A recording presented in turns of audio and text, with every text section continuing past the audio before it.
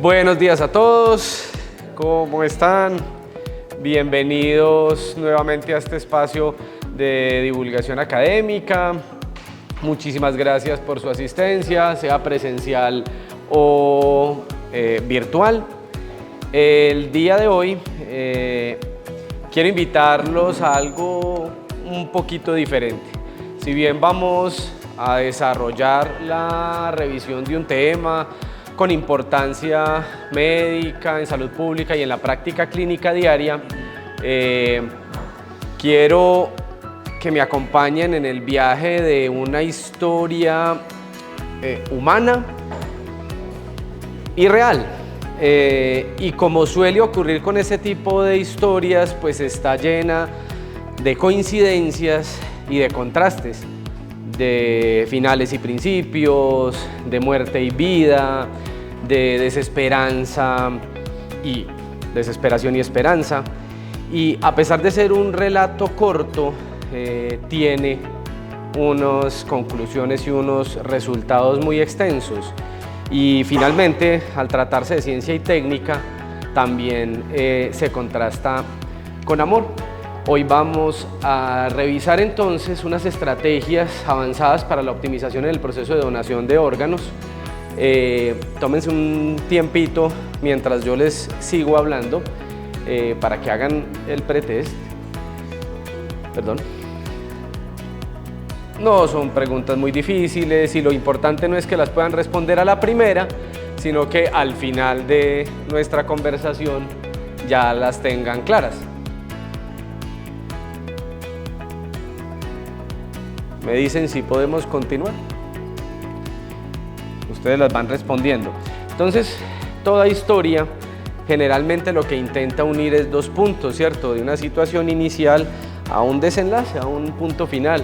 Vamos a ver cómo ocurre que una persona en estas condiciones pueda terminar con una perspectiva muy diferente de su existencia.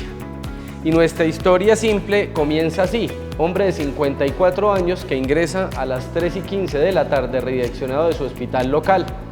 Presenta un cuadro de 4 horas de evolución, de disartria hemiparesia izquierda y desviación de la comisura labial. En la valoración inicial con un Glasgow 14 de 15, una escala de NIHHS de 7 puntos, realizan entonces una tomografía craneal en la que evidenciaron un ACV isquémico agudo con compromiso de los segmentos M1 y M2, por lo que siguiendo los protocolos de atención de este tipo de patología, un evento cerebrovascular isquémico, un infarto cerebral, pues es llevado al tratamiento de reperfusión inmediato con trombolisis farmacológica, en este caso con un medicamento alteplasa, a las 4:25 de la tarde. Y no es sin intención que pongo ese mapita conceptual de la ruta crítica de la gestión de la donación, ¿cierto? Con todos los pasos que siempre van a ocurrir cuando un caso que cumpla con estos criterios ocurra. Vamos a dar un poco de contexto, ¿cierto? Entonces, en cuanto a donación de órganos, estamos y hemos cursado en un momento de crisis global y un desafío más particular desde el punto de vista nacional colombiano. El trasplante, no se nos puede olvidar que es una terapia costo efectiva, ¿sí?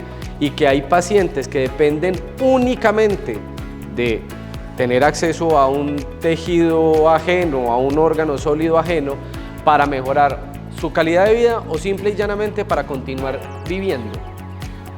El marco legal, el que nos cobija, ya lo hemos hablado, solo quiero traer a colación nuevamente la ley principal, que es la 1805, con el establecimiento de la presunción legal de donación, que a pesar de que es una de las herramientas legales que se utiliza para aumentar el alcance del proceso de donación, por idiosincrasia y en nuestro país de forma muy particular, tenemos una aproximación mixta. Los países que utilizan la presunción legal de donación lo hacen para simplificar el proceso.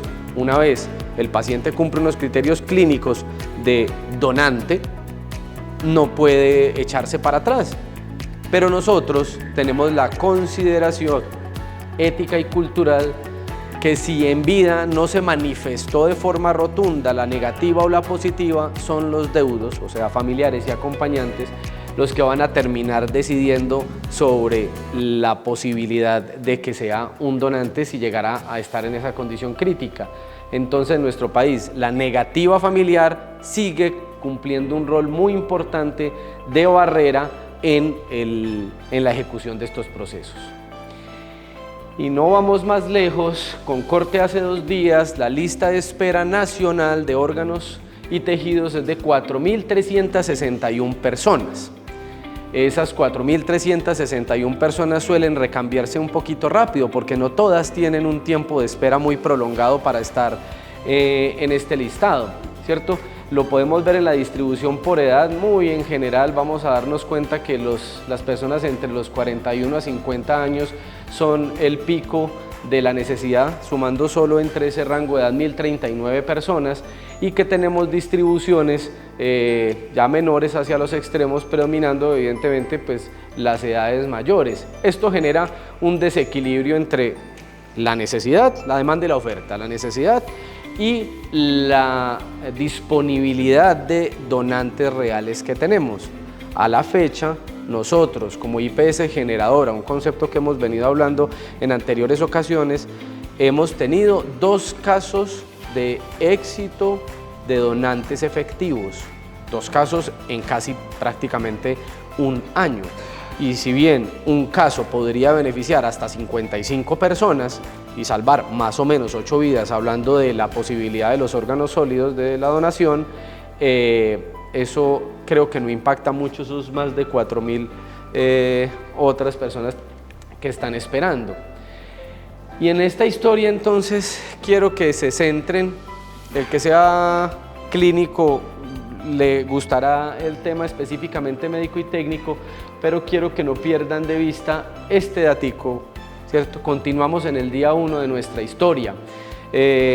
Olvidé comentar que esta historia, dentro de sus contrastes, tiene un gran benefactor incidental y un grupo de héroes muy sufridos y agobiados detrás. Ingresa a la unidad de cuidado intensivo a las 17:30 horas, paciente que se encuentra ya somnoliento pero alertable, obedeciendo órdenes, respondiendo al interrogatorio, un Glasgow de 14-15, y a pesar de la trombolisis persiste con la hemiplegia izquierda, no se ve mejoría aguda de ese compromiso neurológico. Una fuerza general en 4 extremidades, 3/5. Y aquí venimos entonces a exponer el rol crítico de las unidades de cuidado intensivo. ¿Por qué? Tienen un papel fundamental independiente de la edad en la que la población que atiendan, sea pediátrica o de adultos, en este proceso de gestión de la donación, porque es en estos sitios en donde primariamente se hace la identificación, el mantenimiento por parte del personal experto y entrenado y el primer contacto con los familiares. Y eso quiero que quede claro. El primer contacto no hace referencia a nada que tenga que ver con discutir el proceso de la donación. El primer contacto es el contacto asistencial en un momento tan difícil con el paciente, que probablemente sea con el que menos interactuemos, y con sus familiares. Entonces, dentro de esas estrategias avanzadas para optimizar el proceso de donación, vamos a hablar de 2. La primera de ellas son los cuidados intensivos orientados a la donación. Una estrategia internacional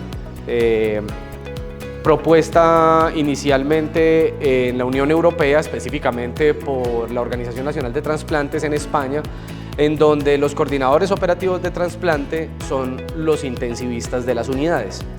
Ellos decidieron no tener el dilema ético a favor de una resolución ética y deontológica que veremos concretamente más adelante.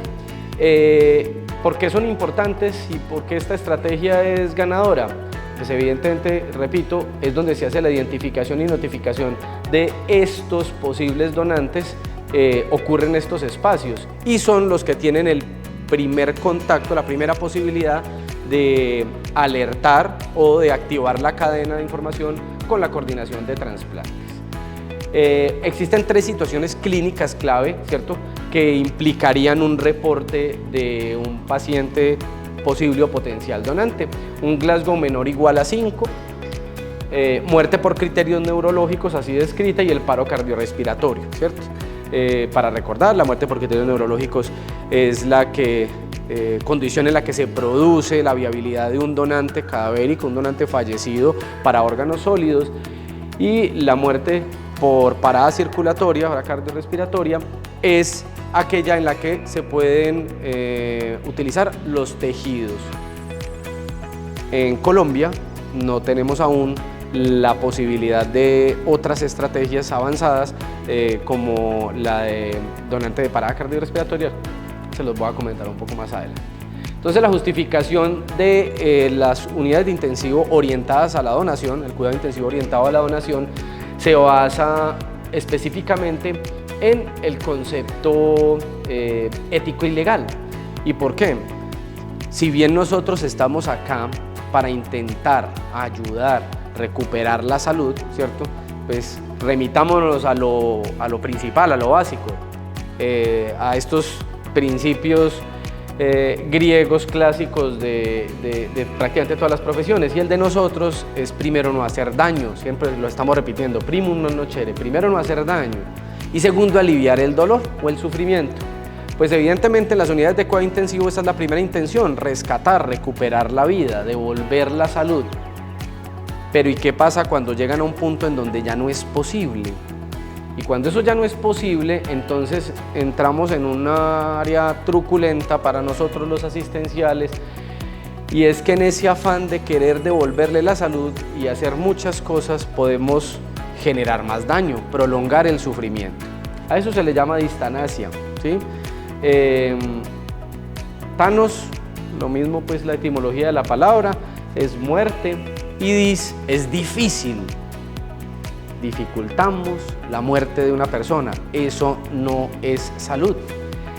Y se nos olvida mucho un término específico, que hay pacientes que tienen un daño orgánico catastrófico tan importante en los que el tratamiento curativo se convierte en fútil. Y es una palabra dura porque fútil significa inútil y nos cuesta porque nosotros queremos hacer. Pero si ya no hay forma de que o le devuelva la calidad de vida o tenga una intención curativa o por lo menos controle un síntoma, no sirve lo que estamos haciendo. Y en ese mismo orden de ideas, la integración de los cuidados intensivos al final de la vida se vuelve en una obligación, ¿cierto? En un enfoque holístico, porque entonces ahí sí vamos a disminuir el sufrimiento de ese paciente, ¿cierto? Y tenemos que tener en cuenta sus valores y preferencias.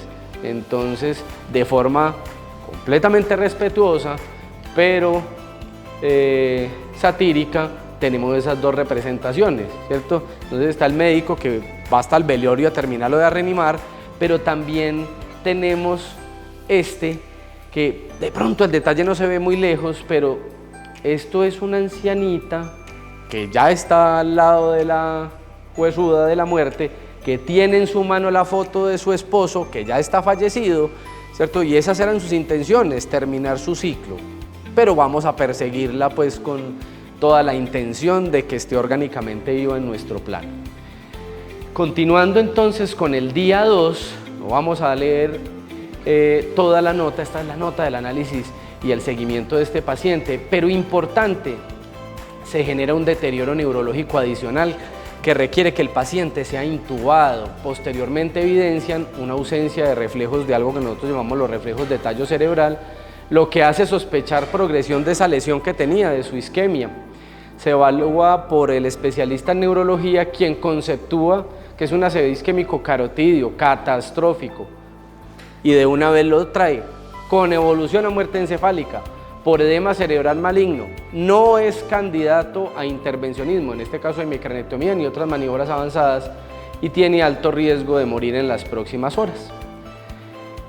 Ya hay unas particularidades del comportamiento hemodinámico de este paciente, pero de esto podemos ver en la historia de nuestra persona que ya hay, desde el punto de vista clínico, una ausencia de reflejos de tallo y alguien que mencionó el diagnóstico de muerte encefálica.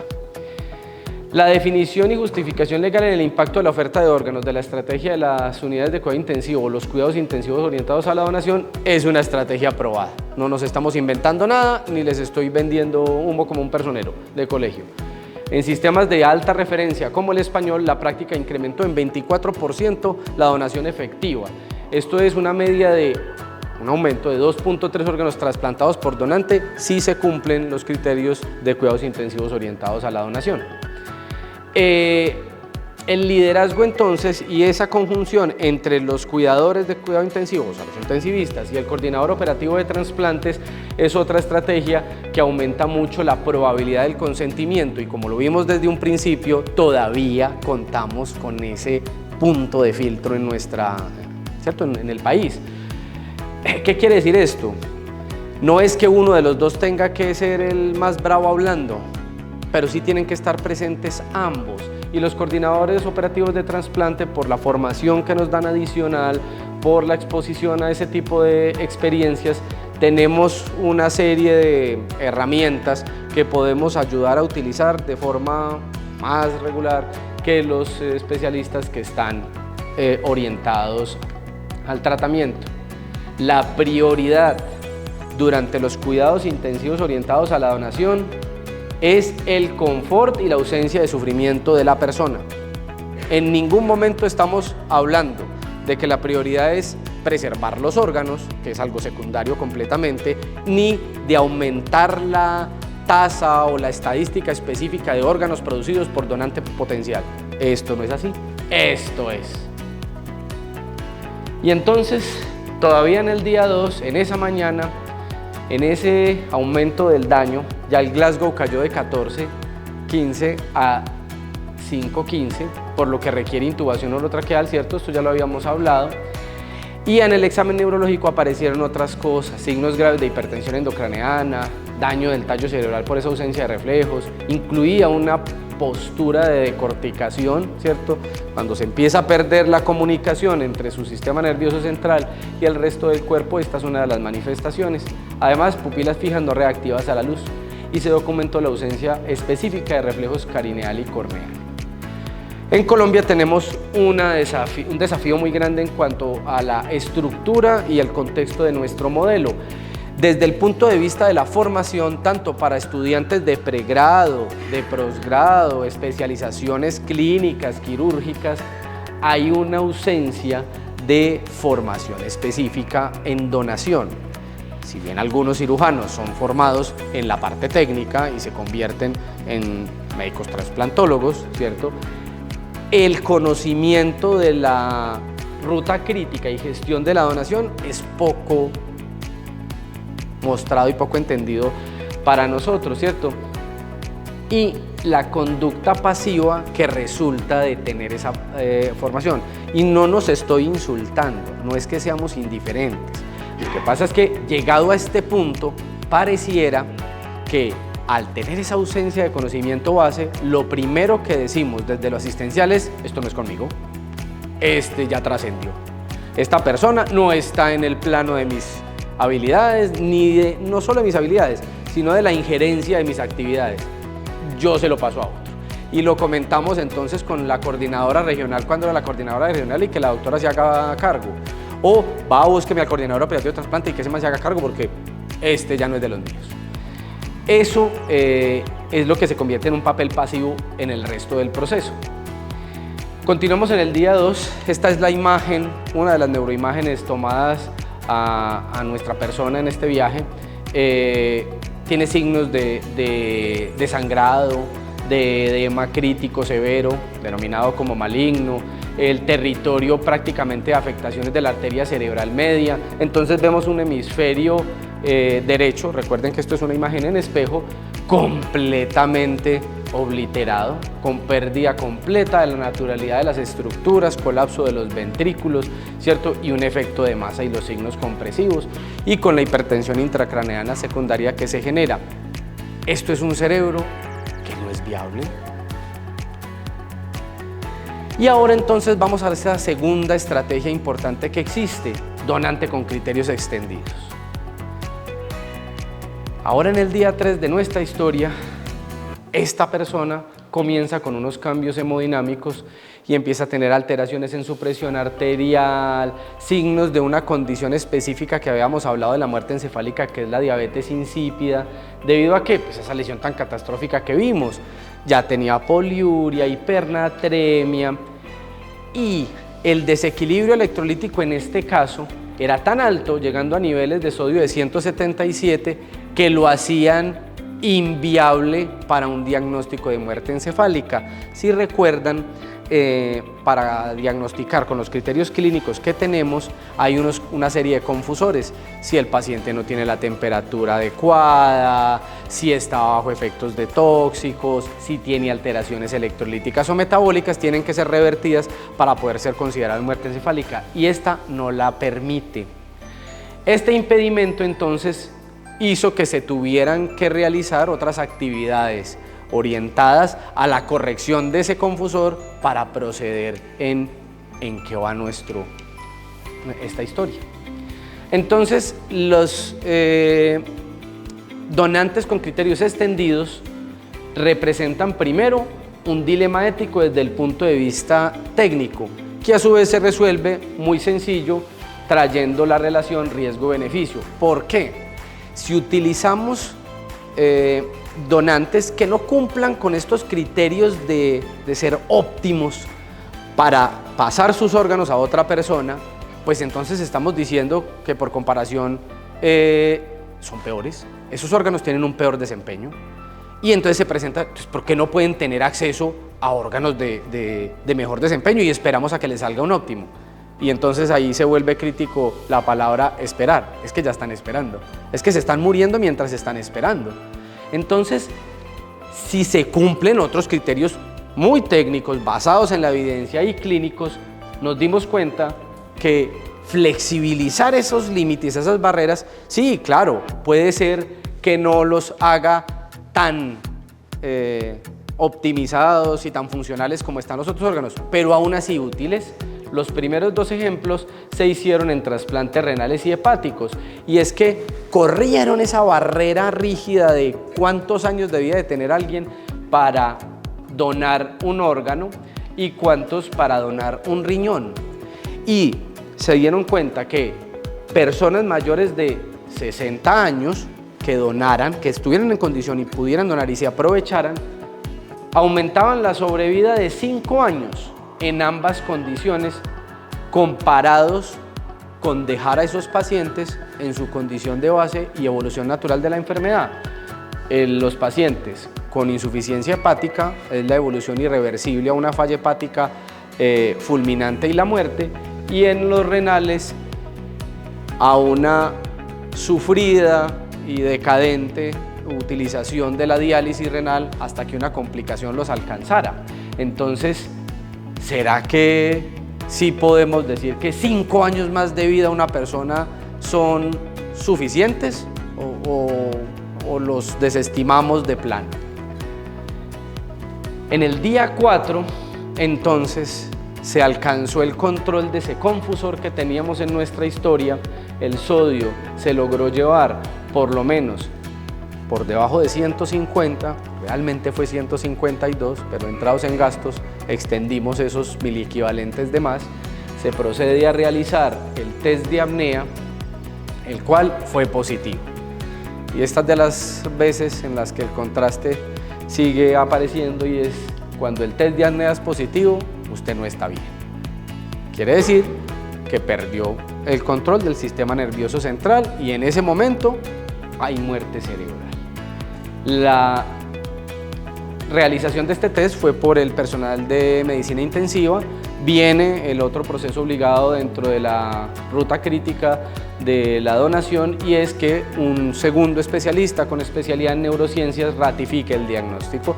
Ya el neurólogo había mencionado desde antes que era probablemente lo que estaba pasando, pero ahora pues lo hizo desde forma técnica y suficiente después del test de certeza. El diagnóstico final pasa a ser entonces un infarto cerebral y muerte cerebral. Y entonces aquí nos ponemos un poquito legales, y ya lo habíamos dicho, desde el momento que usted mencione que hay muerte cerebral, y ya en este caso, como no pudo ser solo basado en el diagnóstico clínico, se requirió el test de certeza, el test de apnea, entonces tiene todo el peso médico y legal. ¿Cuál es eso? El certificado de defunción.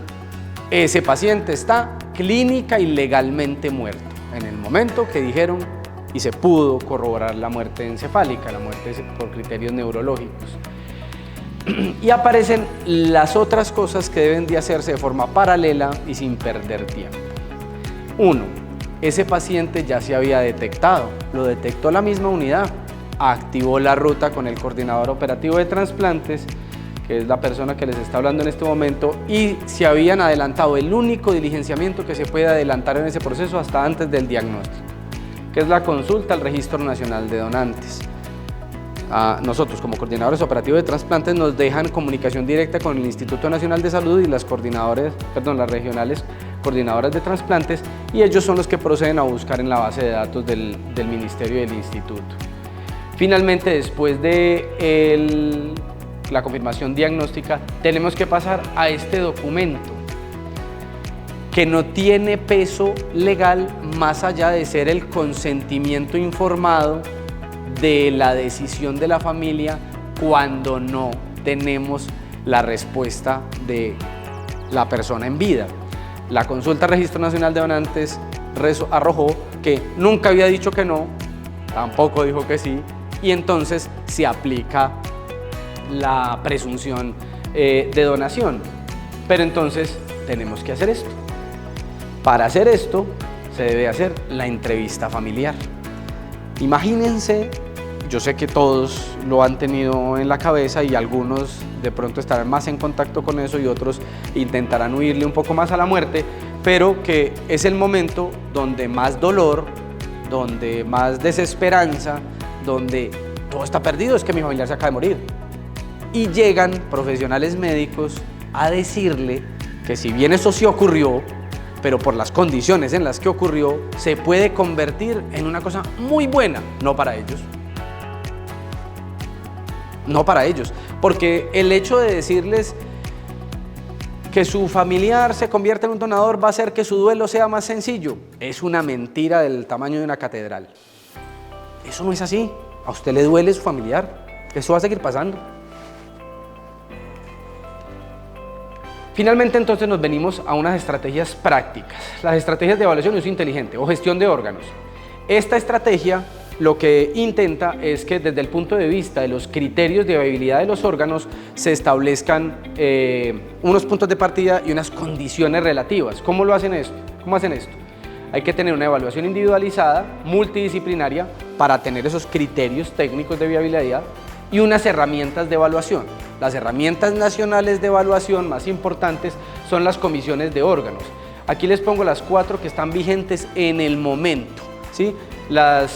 Son de los órganos sólidos más importantes, o por lo menos más fáciles de rescatar y después de utilizar, que serían hígado, riñón, pulmón y corazón, ¿cierto? Estas son las actualizaciones, siempre están cambiando en la página del ministerio y están construidas por todo el grupo de profesionales y especialistas de ese órgano en particular, ¿sí? ¿Qué son estos documentos técnicos? Contienen todas las discusiones, las determinaciones, relaciones para el proceso de oferta, rescate, traslado y trasplante de ese órgano en particular.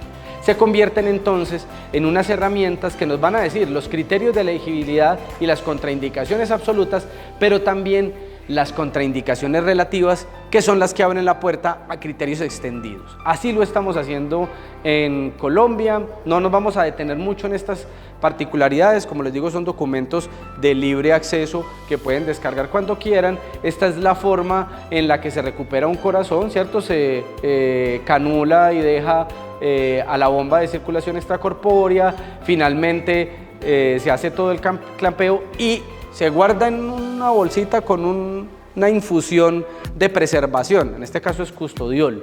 Los motores actuales de Machine Learning como el ANN, que es el Artificial Neural Networks, está al nivel y superior del modelo tradicional, que es el modelo MELT, para medir la viabilidad hepática. Y resulta que todavía hay unas cosas que ustedes de pronto no creerían, pero son muy artesanales en el proceso de donación. Por ejemplo, para extraer el hígado, y no apartarme de esa situación, la decisión final la tiene el cirujano de trasplantes con la inspección ocular.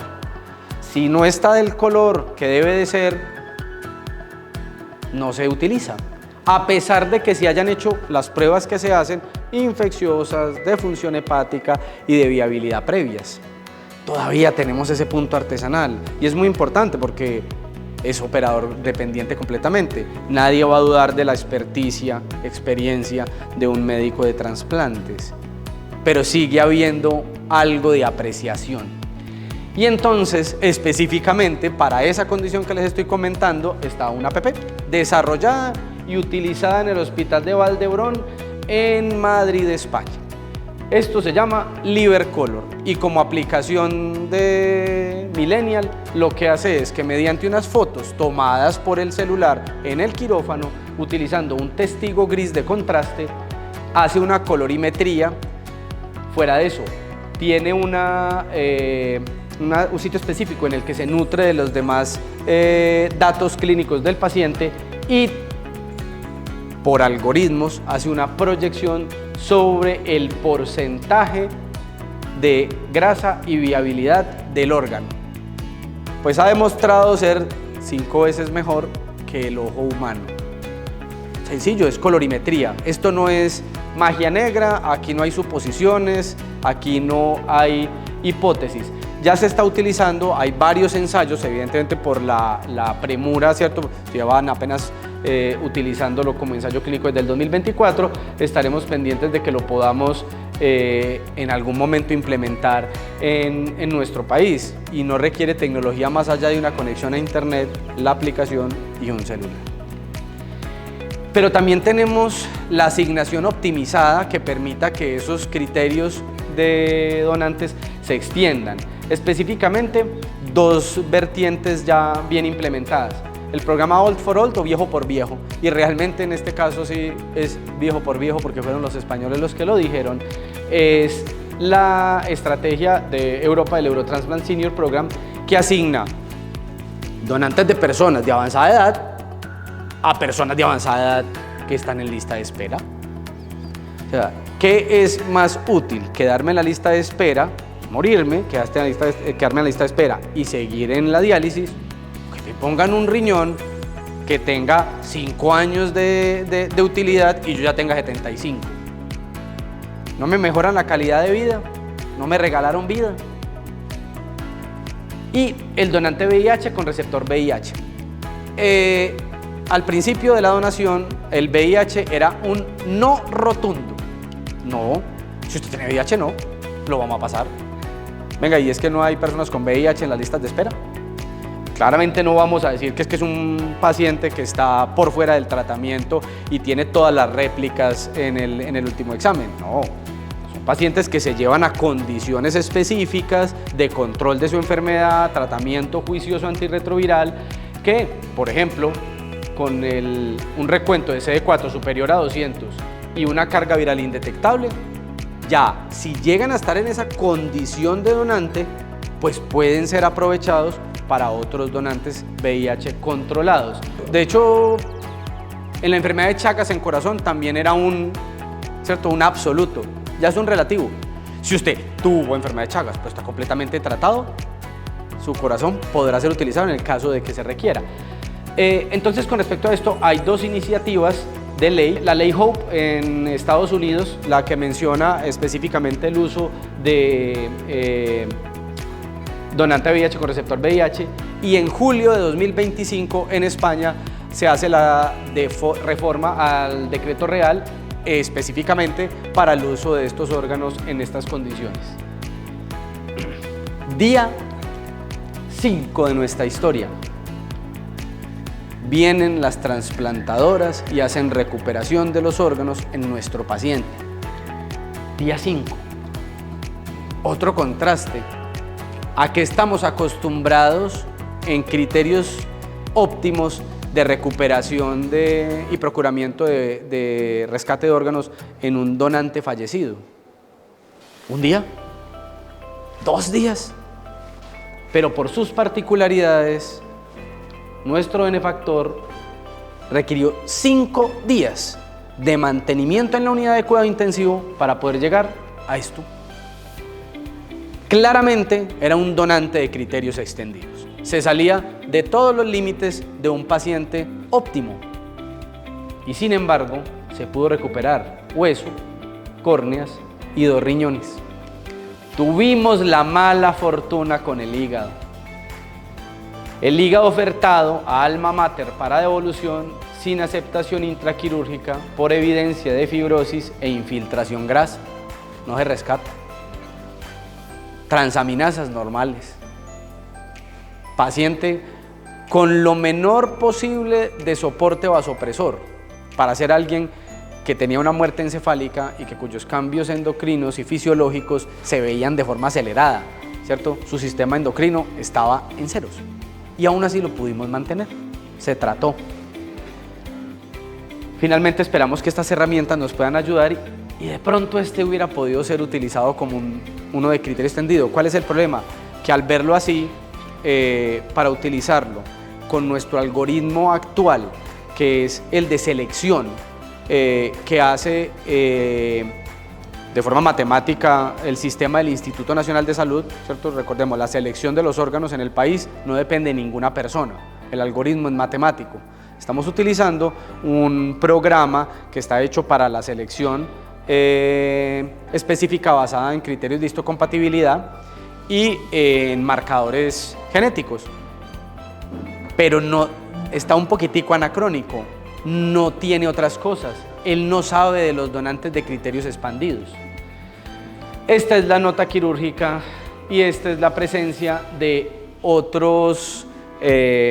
las otras transplantadoras. De hecho estuvieron 3, estuvieron para el rescate de hueso la rescatadora Cosme y Damián, para Córneas Banco Ojos del Valle y la Fundación Valle de Lili para órgano sólido. Vamos a terminar con estas estrategias. Dentro de los criterios de donante de criterio extendido está el donante en asistolia controlada. Probablemente desde el punto de vista médico, científico, el avance más grande en cuanto a trasplantes. Esto quiere decir que no solo los pacientes de muerte por criterio neurológico, muerte encefálica, son viables, sí, no, que si usted cuenta con la tecnología para mantener un paciente después de parada cardiorrespiratoria, podría también utilizar los órganos sólidos. Nosotros en el momento, repito, solo lo usamos para tejidos. Pero ¿por qué es importante? Resultó que así como las otras cositas sencillitas de los cuidados orientados a la donación y de extender los otros criterios, el solo tener el programa de donación a asistolia controlada aumenta en 35% los procedimientos de donación, porque curiosamente la mayoría nos morimos de parada cardiorrespiratoria. Y entonces aquí vienen unos conceptos específicos, uno en el que estamos más o menos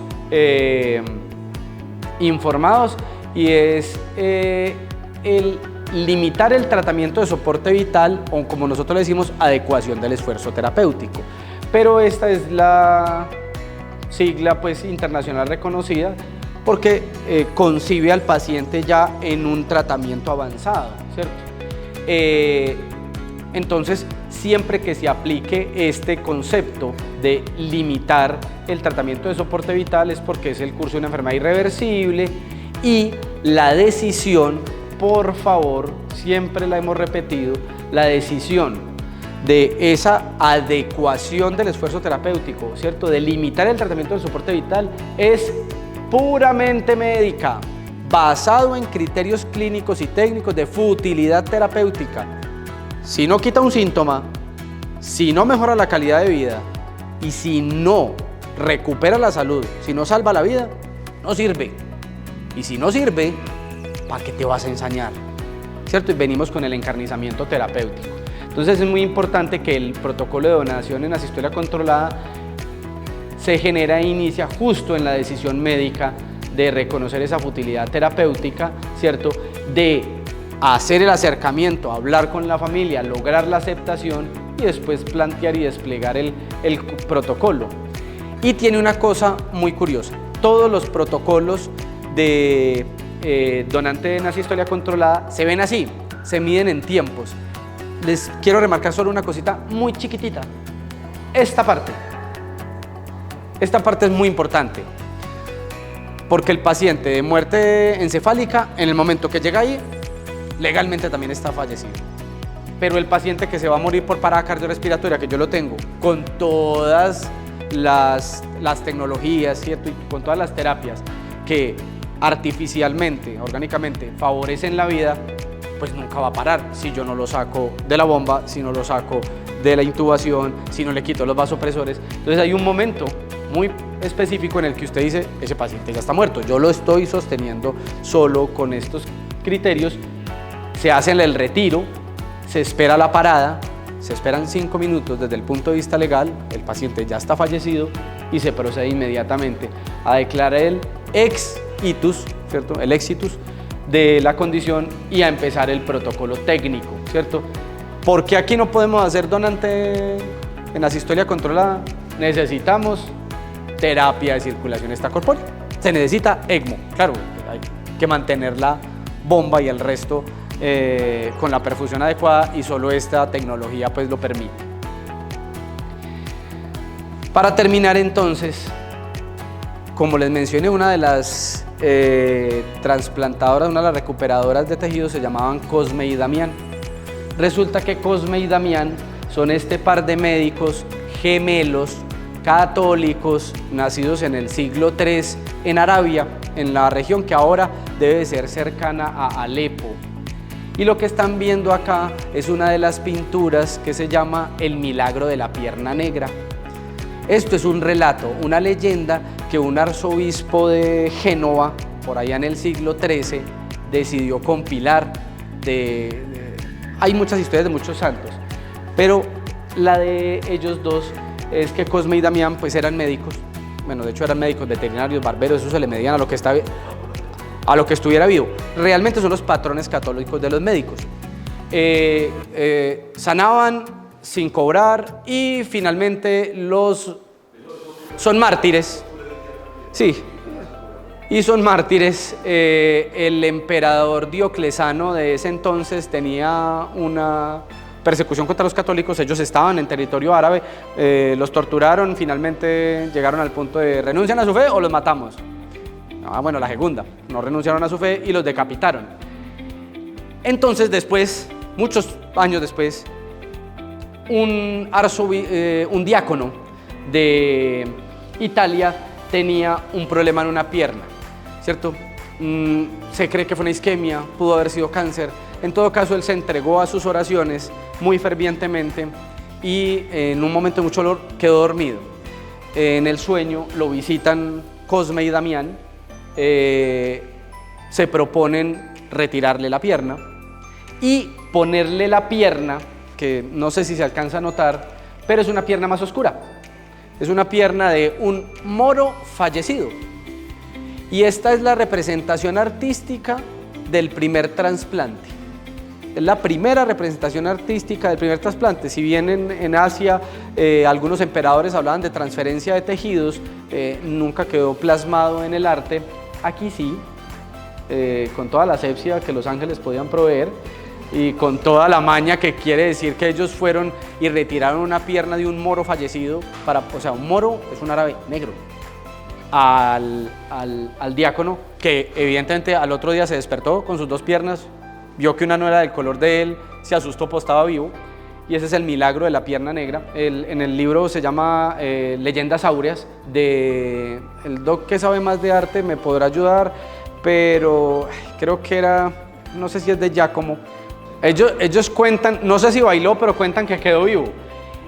Importante, una cosa completamente no planeada y es serendipia, es de las coincidencias que pasaron como con nuestra historia. Hoy 26 de septiembre en el calendario católico es el día de Cosme y Damián, el patrono de nosotros.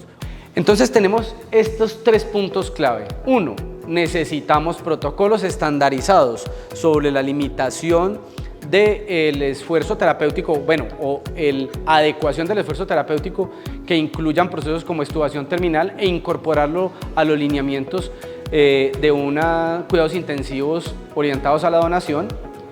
requerimos de formación continua y específica, así sea como la que estamos teniendo en este momento para todo el personal de salud, para estar sensibilizados y siempre pendientes de estos procesos que son asistenciales y que deben de ser la parte natural y obligada de los cuidados al final de la vida, y que hay más de 4.000 personas en lista de espera que dependen de la eficacia de que esto se cumpla para que puedan vivir.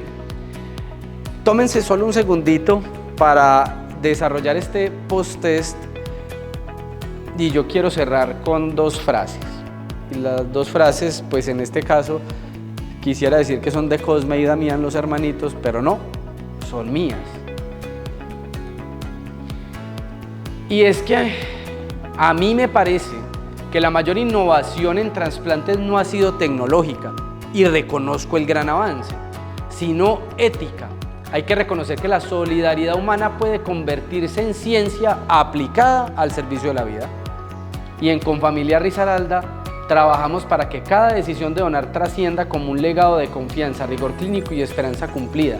Esa historia tan atropellada, tan diferente, tan extraordinaria, es de nuestro último paciente donante en la institución, ¿cierto? Por lo menos pudo ir a salvar vidas, ¿sí? La familia, a pesar de sufrir 5 días de que el paciente está muerto, es que tiene certificado de función, aún así soportaron de la forma más estoica esperar y que se cumpla. Porque en cualquier momento pudieron haber dicho, no aguanta más, desconéctelo y que yo me llevo y le hago el funeral a mi familiar y ya está. Entonces, recordemos, cada vez que eso pasa, nace de una crisis, ¿cierto? Y como decíamos desde el principio, finales y principios y vida y muerte. Muchísimas gracias.